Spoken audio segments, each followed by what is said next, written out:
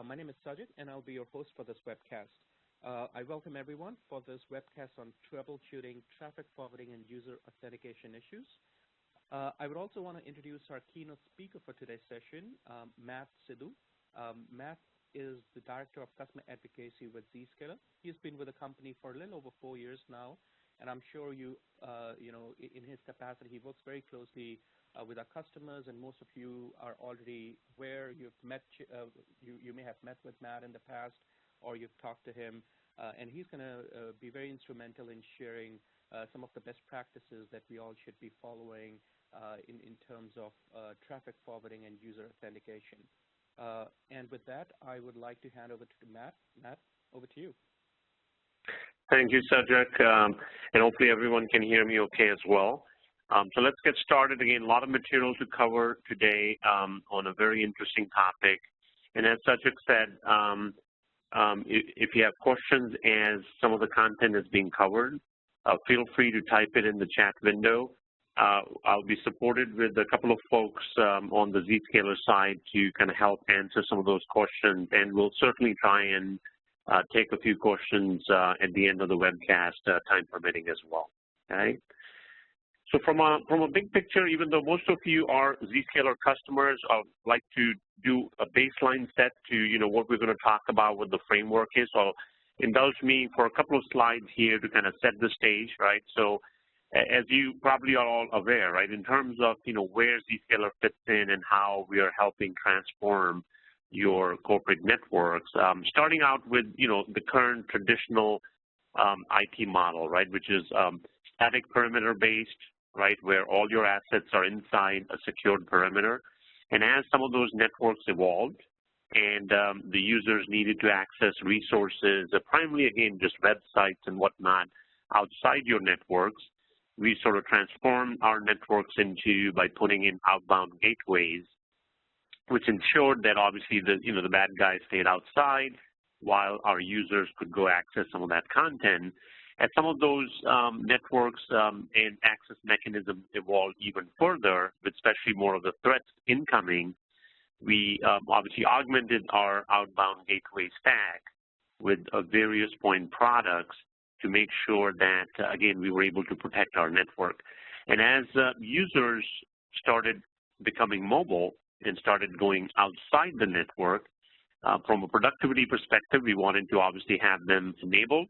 So we also augmented the notion of not just the outbound gateway, but augmented with an inbound gateway, VPN stacks, if you will, and essentially enable that concept, right? So again, as you look at this model, very popular, still, again, in play in a lot of places with our hub and spoke architecture, it allowed us to be productive, right, while securing our networks. But there's also some downsides on it, which is it made the network very complex, and in many cases, people wouldn't want to touch the network in terms of the stacks in order to ensure that something doesn't break, right?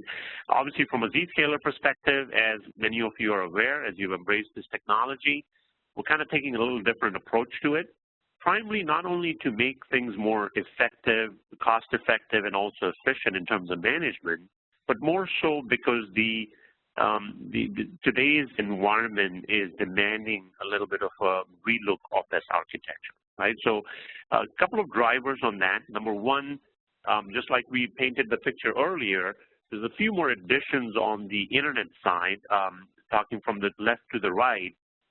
There are the public applications such as the Salesforce, the Office 365 that have been added out there for the users to access.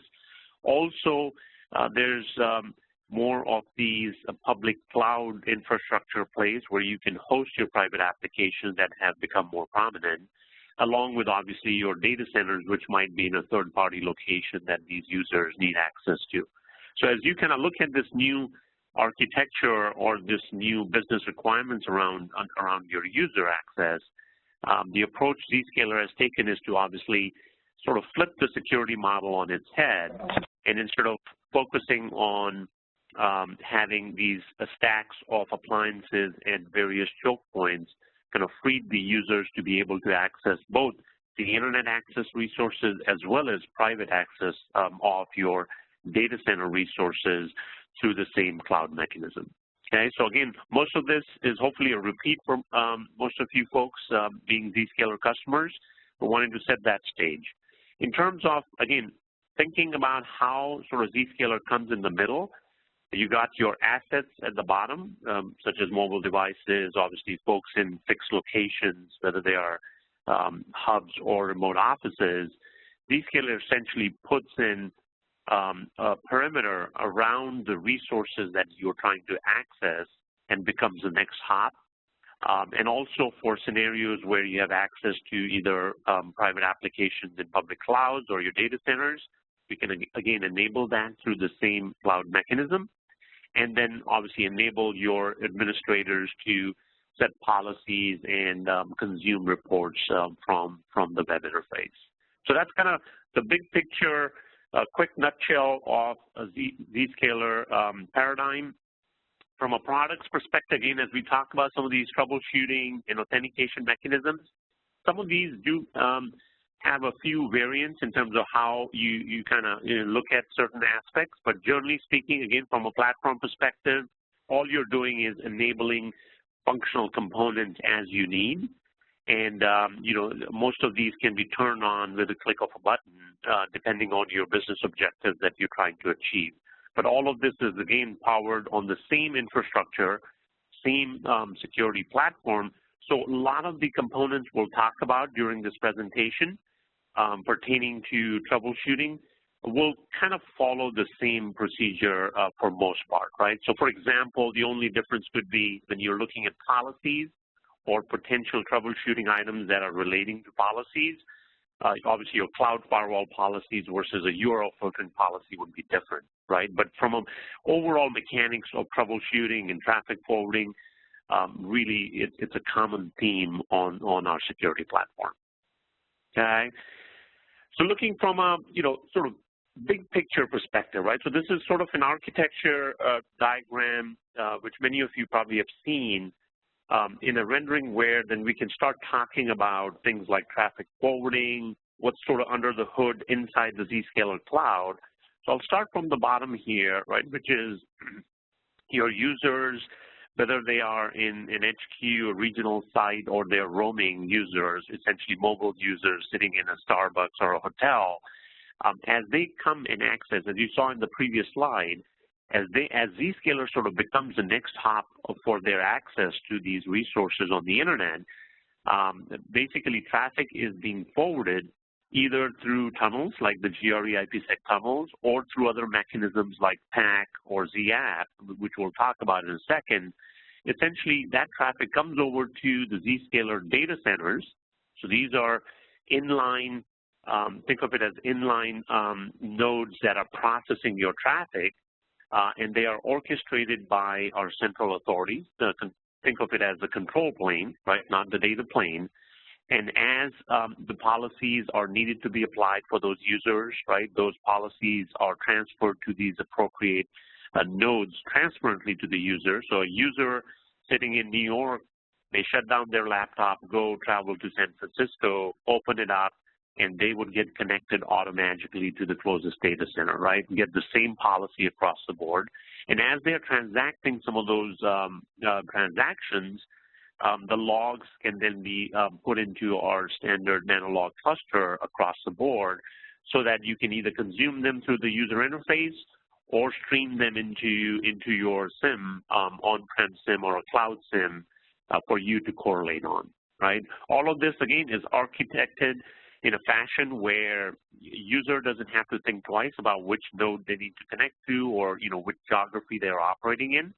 So a lot of that kind of happens behind the scenes, okay? The other component that I want to highlight here is the integration from an authentication perspective to your backend directory, right? So for example, in this case, you may have an Active Directory instance running in your environment, and essentially from a Zscaler perspective, our control plane, which is a central authority, would interface with your directory via typically SAML or some other mechanism, right? So that allows us to know who the users are, what level of permissions do they have, what policies we need to apply to them, so that as their traffic appears on the Zscaler cloud, we can enforce them appropriately.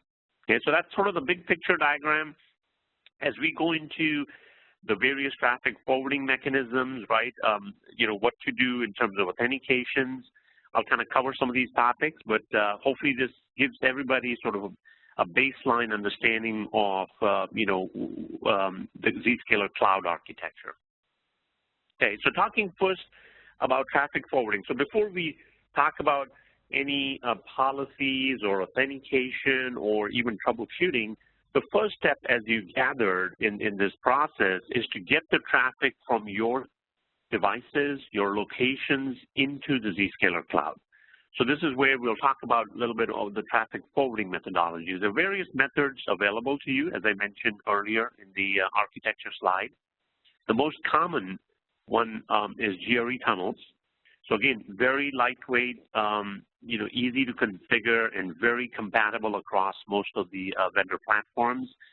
So we prefer that. A lot of our customers like that in terms of maintenance and management. As always, a best practice, we do ask that you set up primary and backup tunnels because, again, in terms of traffic forwarding, the mechanics need to be automated, where there shouldn't be any manual intervention needed in case there's either an equipment failure on your end, an ISP problem in the middle, or maybe a data center problem on the Zscaler side. The mechanics, the design should be set up such that it automatically fails over without any user impact, right? So a couple of items I highlighted here that are critical is being able to set up that primary backup tunnels with Keep Alive and then augment them with some sort of an IPSLA or an RPM on top of it at an application level. So we'll talk a little bit further as we get into GRE tunnels. Same thing with IPsec tunnels, again, very popular. Most of them, again, in places either because you don't have an equipment, CP equipment that supports a GRE tunnel, or you may have scenarios where you have sites, really small sites that are on consumer-grade connectivity that maybe doesn't have static IP addresses, right? So you can configure IPsec tunnels. Again, because this is internet-bound traffic, just like GRE tunnels, when we employ IPsec tunnels, we do not recommend setting up encryption because, again, from an encryption mechanism perspective, while you may turn on encryption between your CPE node and Zscaler data center, once we receive it, once we process it, we're going to go ahead and put that traffic in its native form onto the internet. So if there is communication or traffic that needs to be secured, we typically recommend using, obviously, secure protocols like HTTPS to begin with, right? So from a purely traffic forwarding perspective, IPsec tunnels are deployed without any encryption. Again, from a setup perspective, right, IPsec tunnels use a different mechanism, so we do recommend DPD failover setup so that, again, there can be no manual intervention needed in case there's a problem in the flow of traffic. Some other mechanisms that are common for forwarding traffic is Zscaler app, commonly called Z-app. It's a client-based mechanism. Again, we'll talk a little bit more. Very popular, especially around roaming user protection, where users are off the network and they're not VPNing in back into your environment. From a legacy perspective, another common traffic forwarding methodology or mechanism is pack files. Typically, browser levels. So again, a little bit more arcane technology, but again, fairly effective. Fairly well supported across various platforms. The only caveat, and we'll talk a little bit about details of the do's and don'ts here in a second as well, is to be able to leverage, especially if you're doing SSL interception and on your roaming users, to be able to leverage something called dedicated proxy port capability so that it gives you the ability to set SSL interception policies at a more granular level, right? And then lastly, more so relevant for our guest Wi-Fi user solution, DNS-based forwarding. So this is, again, sort of lightweight security, if you will, where essentially you're leveraging DNS lookups to make a determination of what's allowed, what's not allowed. Very popular on the guest Wi-Fi type of networks, which don't require heavy lifting on the security side. So those are at a high level traffic forwarding methodologies, and we'll drill into each one of those in terms of some of the pros and cons, right? The second question that often gets asked is, okay, as you saw in the big picture architecture diagram, you're forwarding, when you say we're forwarding traffic to Zscaler Cloud, in some mechanisms, the cloud node selection is automagical, right, based on your geolocation, maybe your PAC file or the ZApp automatically geolocates to your closest data center. But in many cases, like the GRE tunnels, you do have to pick your closest node, if you will. And again, the overall general thought is, again, as you're thinking about, what nodes are available, you can visit our resources on the internet, depending on your cloud that you're on. So in this case, for example, the link at the bottom shows IPs that you can go track down on the Zscaler.net cloud. So similarly, if you're on the Zscaler2.net cloud, you would replace Zscaler with the cloud name. But this will give you access to what the nodes are out there that are published on the Zscaler cloud, what their domain names are, what their virtual IPs are. So it allows you to make determination, first and foremost, to say what kind of footprint does Zscaler offer that you can connect or build these tunnels to. But in many cases, as we'll recommend further down here, always involve the Zscaler support team, right, to advise you. Because in certain cases, there are some nuances. You may feel geographically you're closer to a certain node, and you may have the tendency to pick that up, logically speaking. But depending on how your ISP or your traffic is peering onto the internet, sometimes there may be surprises in terms of what is a better node, right? So all of that analysis, you can certainly leverage the Zscaler support team to help you certainly make those decisions. Some other components, obviously from ZApp, PAC file perspective, as we said, right, for most part, it is fairly automagical. It does the geolocation automatically using some of those specific variables in the PAC files. But there is a notion of geo IP override that I wanted to kind of mention here. And why this may be important is, especially in geographies such as Latin America or APAC or EMEA even, right, where the countries are very close enough, right, sometimes from a geo-registration perspective, some IPs may show up in the wrong geographies, right? So now you may end up either connecting to the wrong node, or maybe you're getting content in a different language versus what you anticipated. So Zscaler has a mechanism where we can do geo-IP overrides to kind of help ease in some of that use cases. So again, if you have questions on that, contact your Zscaler support team who can guide you to see if your use case might be able to leverage a feature like this.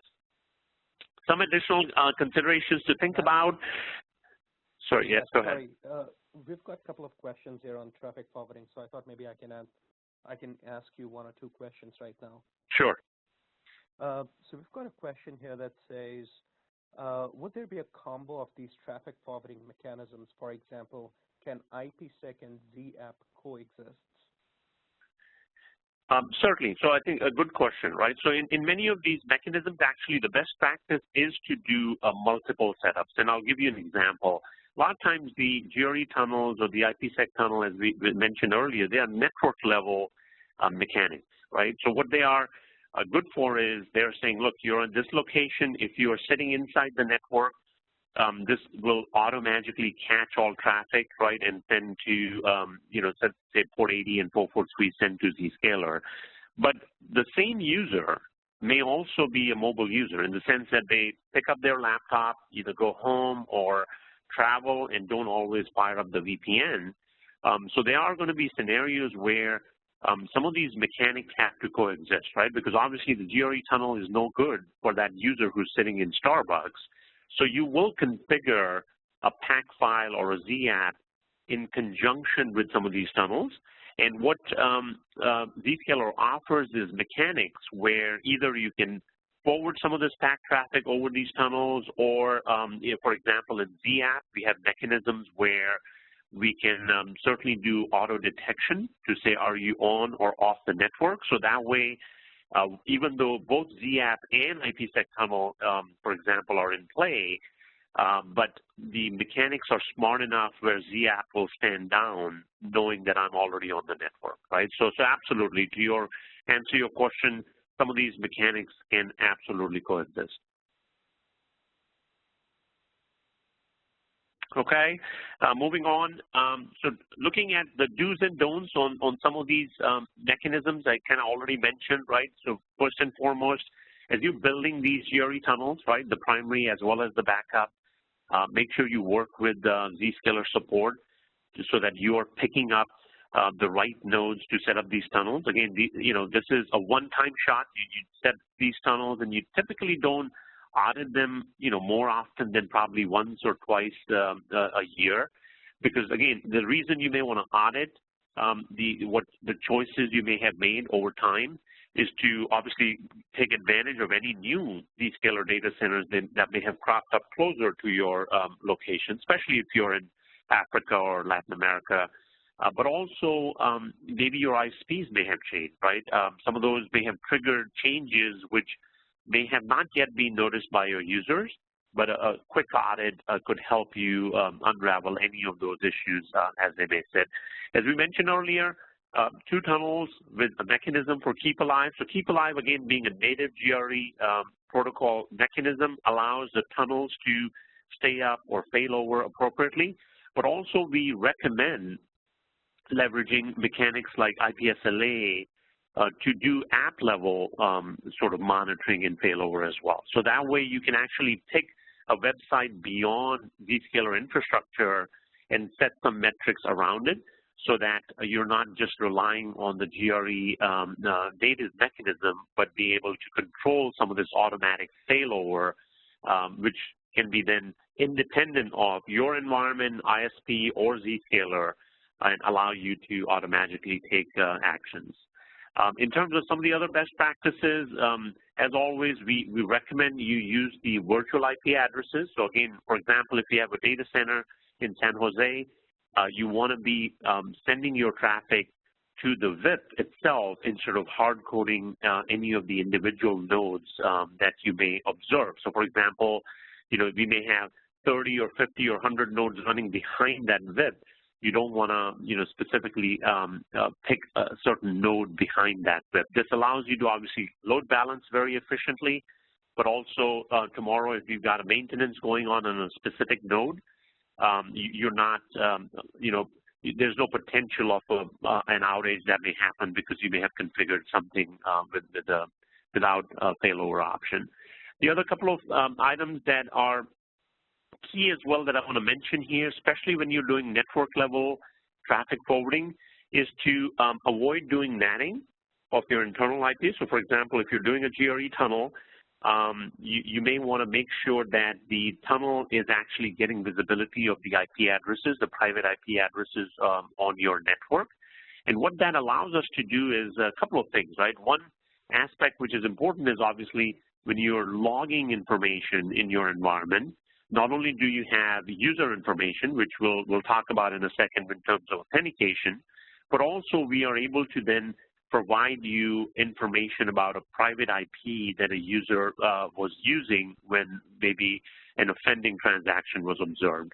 So this will again allow you, the richness of data being fed into Zscaler will allow you not only to log it better, but when you're integrating with your SIM environment, if you want to make it actionable, for example, if you detect there's a botnet infection that has been detected on a PC, you may be able to feed that information via your SIM correlation to a tool set which may kick somebody off the network or restrict based on a policy. So there's a lot of other actions that you could do when you have that level of visibility in there. A couple of screenshots here. Again, Zscaler Help Portal has a lot, is very rich in terms of the data available.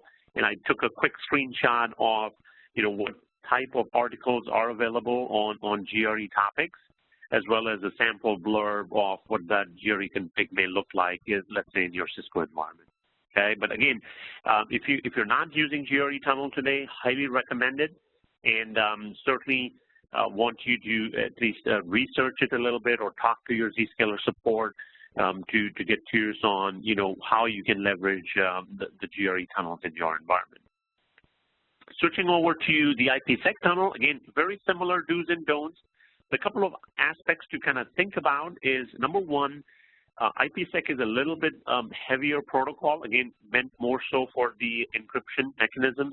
As I mentioned earlier, we do not recommend doing encryption on IPsec as you're leveraging it for traffic forwarding only. But a couple of other things to be aware of, because the way the mechanics are, you're not actually building, unlike a GRE tunnel where you have to provision it with Zscaler support. With IPsec tunnels, you can build dynamic tunnels on your own. So we do put in certain soft limits in terms of the number of tunnels and the traffic per tunnel that you can send to Zscaler. So that allows us to make sure that we're not getting surprised on a data center where you may point all your traffic to us. So again, we can plan, and as you kind of roll out some of these traffic forwarding mechanisms, we can stay appropriately in touch with the capacity and everything else, right? So again, just to be aware of, right? Again, if you have a site which has 600 Mbps capacity and you want to use IPsec, you absolutely can throw in 3 tunnels and kind of get that achieved. It's certainly something you should be aware of as you're setting this architecture up. Again, just like NATing on the GRE side, again, we recommend not NATing it on the IPsec tunnel, which again, for the same reason, gives us visibility into your private IP space. Again, some examples of certain types of vendor equipment that you can look up sample configuration examples from in terms of our help portal. Moving on to pack files. So again, fairly popular, more so from a legacy perspective, where, again, fairly standard. Most browsers, respect it. They know how to interpret it, and you can easily push them through your GPO policies. So again, as you roll these out, a few sort of do's and don'ts to kind of remember. Number one, pack files, even though you may cache it, right? So you may download your pack file and the browser may cache it. They are evaluated on every GET request. So it's very important to have an efficient pack file so that you're not paying a penalty on the user side in terms of latency that may be added. And on that note, when we talk about efficiency is not measured by the size of the file, right? It's more so, just like in any other programming terminology, it's the flow and the conditional checks that the file has to go through before it makes a decision as to where it needs to send that traffic. So be mindful of that. There's, again, lots of good best practices on the Zscaler Help portal, which can help guide you on what to do, what not to do. Couple of items worth mentioning. I think I mentioned a little bit earlier about the automagical geolocationing of the Zscaler data centers and ZENs. That is achieved using special variables called gateway and secondary gateway. If you've ever seen your Zscaler pack file, you're probably very familiar with it.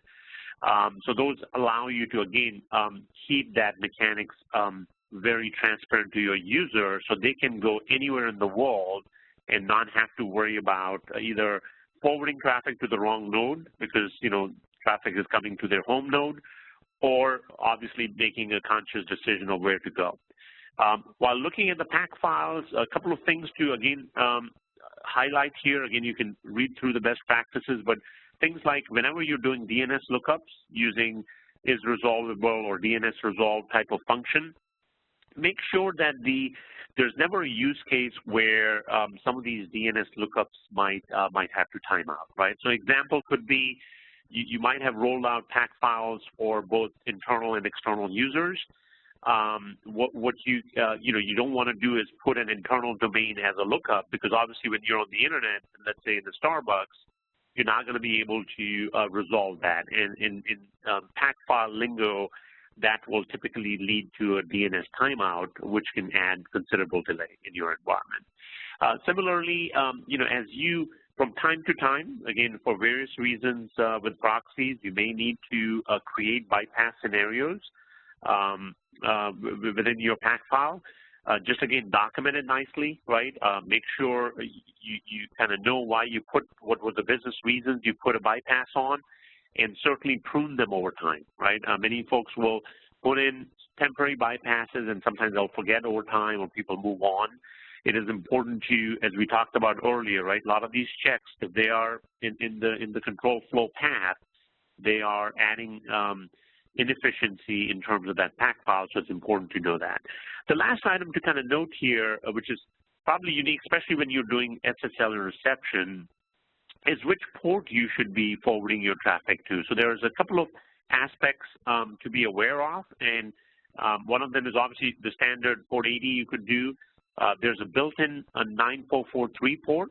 So for some of you who've got roaming users and you do want some of their traffic to be SSL inspected, you can actually force SSL inspection by sending traffic to us on that port. Or the more popular option is, especially in conjunction with TAC files, is to use what's called a dedicated proxy port, where Zscaler reserves a high-value port on the cloud exclusively for your organization, and in a way it becomes a virtual location. And if you're familiar with location concept in Zscaler, you can set policies appropriately, right? So that way it allows you to set SSL interception policies as to when and how some of that should happen. Again, some resource links here that are available on the help portal pertaining to PACS. Kind of adding to some of those, as we mentioned earlier, sometimes bypasses may be needed, right? But be aware where some of those bypasses can be added, right? So obviously, number one, you can add a bypass within the PAC file, which basically says, I'm evaluating it at a browser level, and I've decided not to even send it to Zscaler, right? The implication of that could be, especially if you're inside the network, you may have to open up or do ACLs on your firewall to say now www.blah.com is accessible directly and it doesn't need to go to Zscaler. So can add a lot of maintenance overhead on your environment. So again, our recommendation is to put in a lot of these bypasses, whether they are authentication bypasses, SSL bypasses, or even security bypasses, by leveraging the Zscaler mechanics. So traffic still flows to Zscaler, but it is leveraging those bypass mechanics set up in the Zscaler cloud to give you the same functionality, if you will. Also, when using PAC files, always good rule of thumb, you may have missed a curly bracket, or there may be a bad logic in play where you maybe didn't have the check formatted properly. There are freeware tools like PAC Tester available where you can actually run them at CLI, see exactly what flow your PAC files would take. And certainly, as you upload your PAC files into the Zscaler PAC servers, we will do at least the syntax checks for you, right? But from a flow perspective or logic perspective, you obviously don't do that. And so before you go into production, it's always a good idea to test your PAC files and the flows that they may incur. Lastly, I think I already mentioned, if you do have PAC files for on-network users, be aware that as either changes are made in the PAC file, it may have implications on your firewall ACLs, but also as Zscaler adds additional data centers. So let's say we add another 3 data centers in US, and based on geolocation, one of your users might now end up using one of those new data centers, because remember, it's automagical in terms of how we pick and choose those data centers. It's important to make sure that your firewall ACLs are up to date, so that those new data centers that we have published and are now being resolved are not being blocked on your firewalls, right? So those are just some samples of best practices. Certainly refer to the best practice guides within the Zscaler help portal to get a little bit bigger picture. Shifting gears now to Zscaler application. So again, as I mentioned earlier, another mechanism for you to forward traffic. What it does is essentially establish a lightweight HTTP tunnel to Zscaler. There's a couple of screenshots here. At the top just shows you how the user interface looks like. whether they are doing the web security forwarding or access to your data centers via private access. And also, from a mechanics perspective, much more broader platform support, but more essentially, some of those caveats and downsides or limitations of pack files, or with Zscaler using cookie mechanisms, right, to authenticate users. This kind of solves a lot of those problems. So think of it as sort of the next generation way of traffic forwarding if you are willing to embrace a lightweight application on your environment. So that way you can basically deprecate the use of pack files and leverage ZApp to kind of do the forwarding. A couple of, again, unique items here. It does have the capability to auto-update. So once you get the footprint of ZApp on your PCs or devices, then it can self-auto-update, within itself, and does support, things like multi-factor authentication, especially when you are enabling private access to your applications back in your data centers or in any of your public clouds. Kind of shows a couple of screenshots here as to how the interface kind of looks like. It's, again, integrated part of the standard Zscaler UI, and also shows a couple of forwarding profiles. So this is, again, I'm not going to get into the full details of what these are and what the implications are, but at least be aware that there are various mechanisms within Zscaler application as to how you may want to forward traffic to Zscaler. And again, there are three scenarios. The screenshot only shows two, but you can set a policy when you're on the trusted network. That means you're on your network internally. You can set up a policy if it detects that you're VPNing into your network. And a third set of traffic forwarding profile you can set up is when you're off the network. That means you're now out in either in a hotel or Starbucks. So again, different mechanisms available, but there are implications on how they bind themselves, how they forward traffic, how they interact with some of your other tools that might be on your clients. So something to be aware of. So if and when you are ready to embrace the Zscaler application for forwarding traffic, be aware that some of these mechanisms are available for you to pick and choose how you forward traffic. Okay, let's shift gears a little bit and talk a little bit about authentication. Again, authentication is a key item, just like we talked about private IPs are important for you to correlate. Authentication gives visibility to Zscaler in terms of, who the user is, what group information they have, and so on and so forth. So outside of Zscaler app, as I mentioned a little bit earlier, the general mechanics of Zscaler use cookies and redirects to kind of extract that information, right? So let's take a use case where a user comes in, types in, let's say, GoDaddy.com, and is trying to go there for the first time. That request makes it to the Zscaler data center, the Zen node, the data path node, and if it doesn't see the cookie information available to it, it basically redirects the user to the central authority, right? The control and command center, if you will. And that takes you through the login procedure. So whatever mechanisms you have, whether it's a form-based username password that you type, or there's a single sign-on enabled with SAML, all that mechanics happens in the background, and then the central authority kicks it back to the Zen node, and that request now essentially shows up with a cookie, right? So the cookie basically gives us information that, yes, you are a valid user, and you have been validated, or you have a valid credential assertion at this point.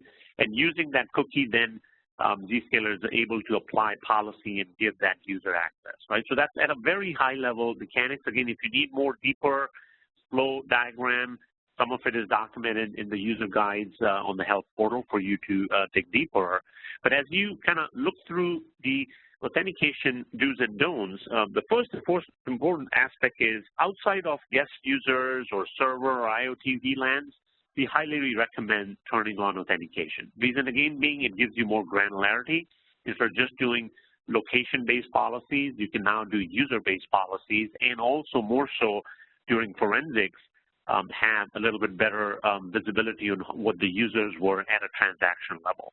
And now, in order to achieve that, there's lots of mechanisms available, but probably the single sign-on SAML integration is probably the easiest one to set up, easiest from a user perspective as well. So if they're already on the network, they're already authenticated, we can leverage the same credentials to essentially log them into the Zscaler portal, and this gives them basically access. So again, remember, authentication in Zscaler is not, we're not, when you're talking web access, it's really user identification, right? All we want to do is find out who the user is behind this request, and then being able to apply the policy. Now, in most cases for web access, the policies are fairly simple, fairly, like an HR-based policy.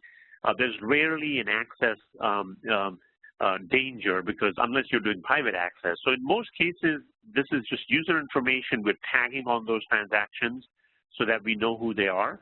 And there are mechanisms where, for example, we'll say you can set this cookie and actually keep this cookie persistent forever. Or you could do a monthly cookie refresh so that, again, the users are not going through the heavy lifting of authenticating every so often, right? Makes it, again, better user experience. We still get the right data. We already got the group information, so we can leverage that. And then in terms of the screenshot, it just kind of shows you how you enable some of it. So authentication can be turned on at a location level.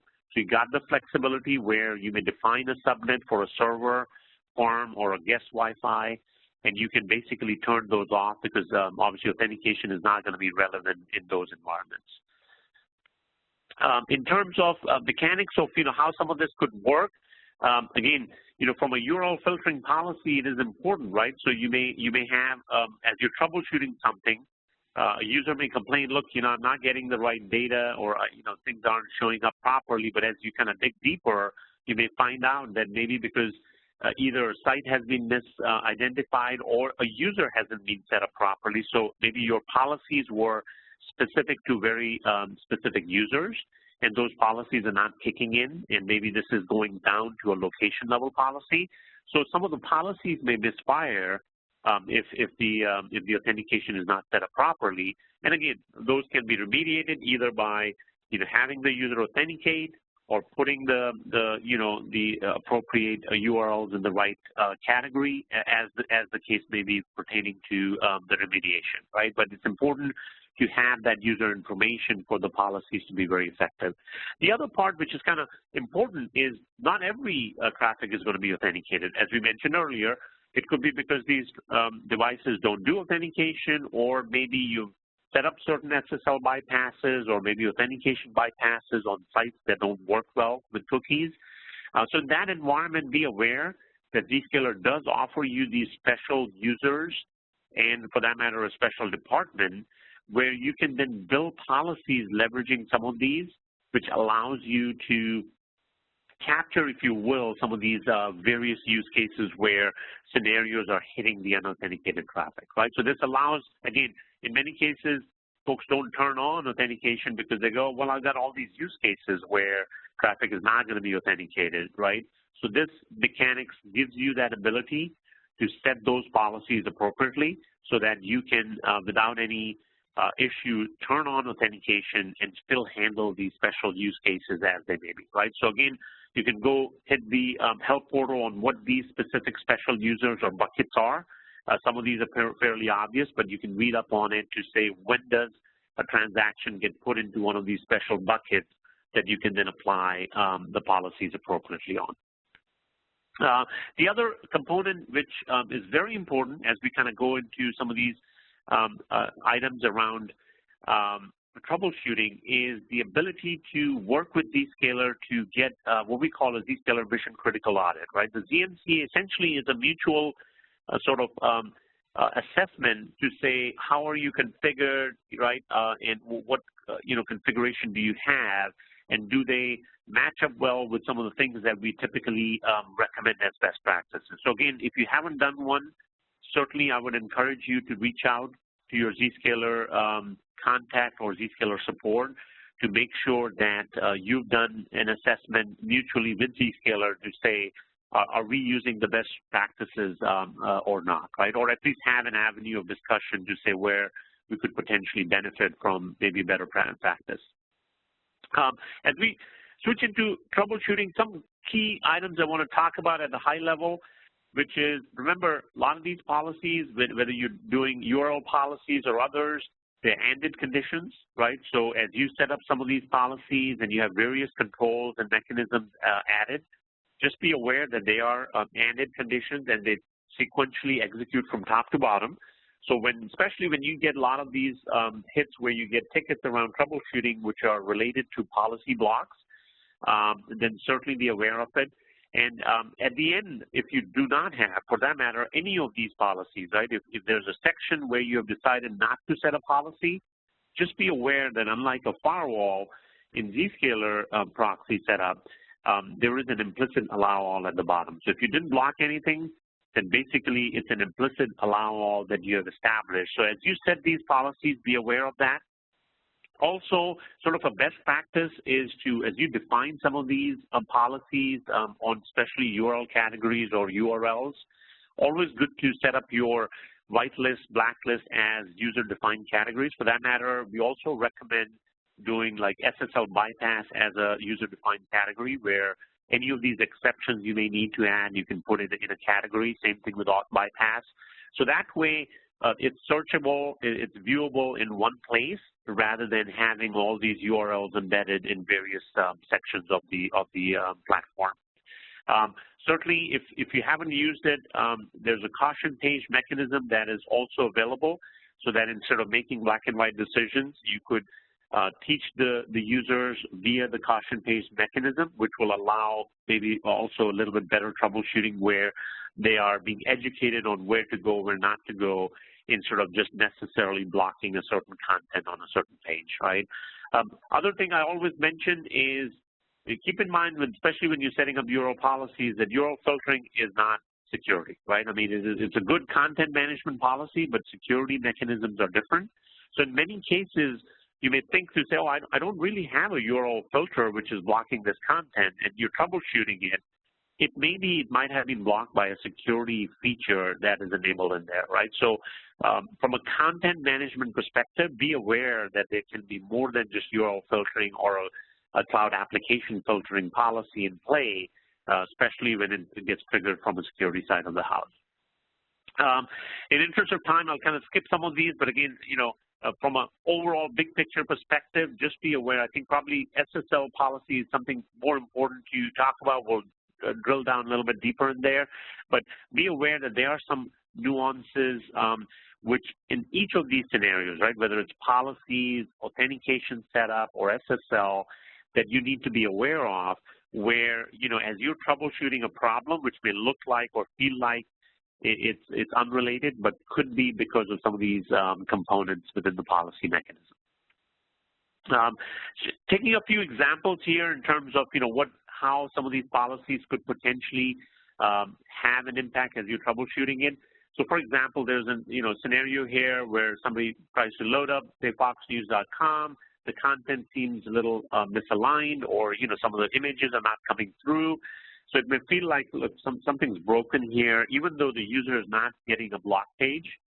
So as we dig deeper in this scenario, right, as you looked at the specific logs for this user, it looks like, it was flagged as, okay, the URL category of adult material, and obviously you're not allowed to access that category. Now, obviously, Fox News itself is a news organization, not necessarily in adult content. As you dig deeper, you can see that maybe there was a policy set up where it was actually based on a keyword policy rather than a URL policy, and somebody put in a keyword.css. So as you kind of look through the content, whether in the log here itself or if you're doing a more deeper dive, you'll see that the keyword.css was in that URL, and so essentially the style sheet just could not come down, right? It got blocked, obviously based on a policy that was probably not intended consequence, but a good example where it may look like something's broken, and as you're troubleshooting it, it might be related to a policy or a URL category that you may have put in play. Looking at SSL, so this is again a fairly important component. If you do turn on SSL interception, there are some nuances, things like certificate pinning, where even though you may have turned on SSL interception, some of the websites may not work well with that, right, because they are designed to not allow man-in-the-middle scenarios. Also, there can be scenarios when your roaming users are enabled to do SSL interception. How is that mechanism going to be in play? Because remember, when a user is not in your location, we don't know who the user is, so we need to authenticate that user because we're not an open proxy. And sometimes if that authentication mechanism is not set up correctly, right, either you're not using ZApp or you don't have a dedicated proxy port on a PAC file, then it can create some race conditions where we don't really know, are we allowed to open this SSL packet or not, and it can create some sort of issues where it may seem like your applications or the URLs that you're trying to access are completely broken, right? So those are good examples to kind of, think about. Similarly, when, as I mentioned earlier, if you're doing SSL bypasses, do it by URL categories, right? Allows you to quickly search and manage that without messing with the actual policy screens. And also being able to understand that, just because there's traffic being sent on port 443 does not necessarily mean it is SSL traffic, right? It could be using a proprietary encryption mechanism or some sort of a, application mechanism that is not decipherable on our end, and that'll certainly render some issues in terms of that SSL interception. And then lastly, in terms of certificates, again, if you've enabled SSL, you've probably gone through this process already, but we do offer a couple of options in terms of, how you can enable that certificate, either using just the Zscaler root cert or using your own intermediate cert in terms of the PKI. A couple of examples here that I kind of highlighted is obviously ability to set up the SSL interception bypasses by either URL categories, right? So for example, you may want to bypass finance, health, or your custom SSL bypass list. You can also do it at an application level where, let's say, if Dropbox is doing certificate pinning, you may decide I don't want to inspect SSL inspect Dropbox application. So again, a lot of mechanisms available, but this is where a lot of your troubleshooting efforts may go in, where certain sites or certain applications are not working, and as you dig deeper, it's because of mechanics like this. Another example to kind of think about this, again, hits a few folks who are using bandwidth controls to do quality of service, is to remember that, again, you have specific metrics that you're defining on the various locations, and if you're not keeping them up to date, your bandwidth controls by design are going to be throttling some of your user traffic. So you may be troubleshooting a latency problem, but it may turn out that maybe you've got a bandwidth control policy that hasn't been set up properly, right? So just a few examples for from a policy perspective that you need to be aware of. So shifting gears a little bit here in terms of end-to-end connectivity analysis in terms of troubleshooting. So just want to highlight, again, most of you probably know all this already, but obviously there are various components involved. There's internal network, the peering between your sites and the Zscaler, and then obviously the peering between Zscaler and the final destination website that may be hosting the content. So as you think through some of those mechanics as to where things could go wrong, I'll kind of build this out here. So again, things can go wrong internally in the network, maybe in the peering to get traffic to Zscaler, or if you're using PAC files, maybe the PAC file processing itself is taking a lot longer than you anticipated, or obviously downstream from Zscaler, there could be connectivity issues as well. And then lastly, obviously, from a Zscaler perspective, there could be capacity issues where the data center to which you're trying to go to, or maybe connectivity issues within that data center. So those are all potential areas that could be contributing to either an outage or a latency in your user experience. So as you kind of go sort of troubleshoot some of those, right, there are different mechanisms available. So again, from a legacy tools perspective, you can just visit ip.zscaler.com. It gives you a certain amount of information and tool sets online for you to quickly assess where you're going through, right, what sort of connectivity do you have. Also, as you get into the geek world here, obviously you can go much deeper and look at MTR data, look at, obviously post at zscalertrust.com to see if there's any issues going on between an ISP or a Zscaler, as the case may be. Again, these are mechanics available for you to kind of go troubleshoot, from a client perspective, but we also have added the Zscaler analyzer. So I'll again build out this slide. So this is a GUI-based or a CLI-based tool set available, especially if they are persistent or scenarios which pop up every so often, maybe difficult to troubleshoot scenarios. You can use this mechanism to trendline, baseline, some of these websites that the users are complaining about. You can collect MTR data, right, so that the user may not be, necessarily savvy with some of these networking tools, and you can essentially, use this mechanism to collect some of that data running in the background. Many of our customers are using it to baseline to say, okay, on a normal day, how much time does a typical website take to load? And that way they can compare when a user is complaining, looks like today things are slower. What does slower mean? They can help quantify some of that information using tools like the Zscaler analyzer. Again, this is available on the ip.zscaler.com link page, but if you have more questions and you want to drill deeper, certainly contact Zscaler support who can help you enable on this. The other component where things could go wrong is obviously on the server side, probably not as common, but maybe the website that is dishing out the content might be slow or there's an issue going on. So something to be aware of that within Zscaler at the transactional detail level, we do maintain the server transaction time for each transaction. So that way you could spit some of this information out.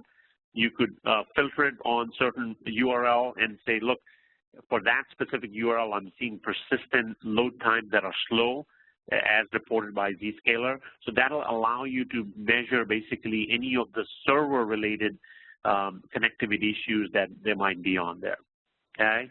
And then lastly, the problem could be within the Zscaler infrastructure as well, right? So there are some tools available on our end, which again, depending on the type of issue you may be experiencing, the support team can share things like, which data center are you connected to, what kind of data center utilization we're seeing, or the specific nodes that your traffic is being forwarded to. How are those nodes doing in terms of traffic processing, right, in terms of congestion, if any. A lot of these are obviously managed and maintained in the background, but if you run into issues where it smells or feels like a Zscaler issue, there is data available for you on request from Zscaler support, so you can get a better picture of what might be going inside the Zscaler cloud. And now, talking about, obviously, as we run and maintain this cloud, we're doing some of this in the background as well.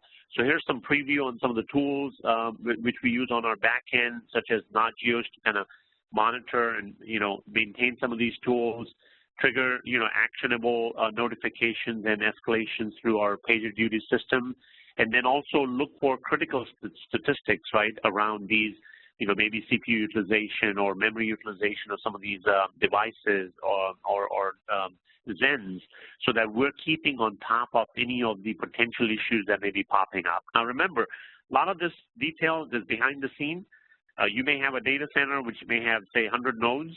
Now, 5 of them may be having problems, they may have core dumped, or they may have, bad hard drives. But from your user experience, because you're connecting to the virtual interface or virtual IP, you generally don't see any of those because, again, a lot of this is redundant by design.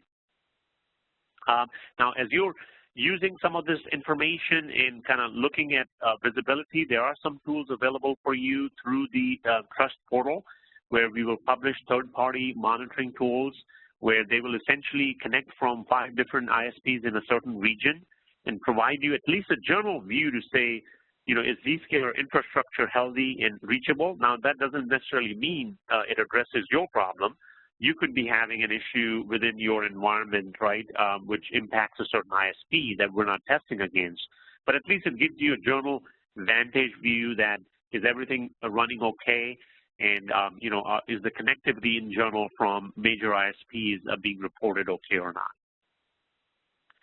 And then if and when some of these issues do happen, be aware that there are tool sets and information that your Zscaler support team can certainly bring to the table.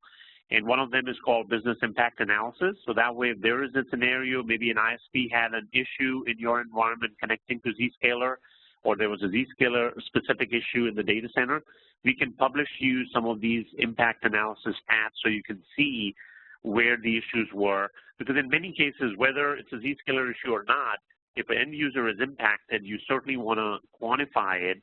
And even though we may not be the culprit, we're happy to work with you to make sure some of that data is percolated back to you so that you can kind of get an assessment of what that impact might have been to your end users.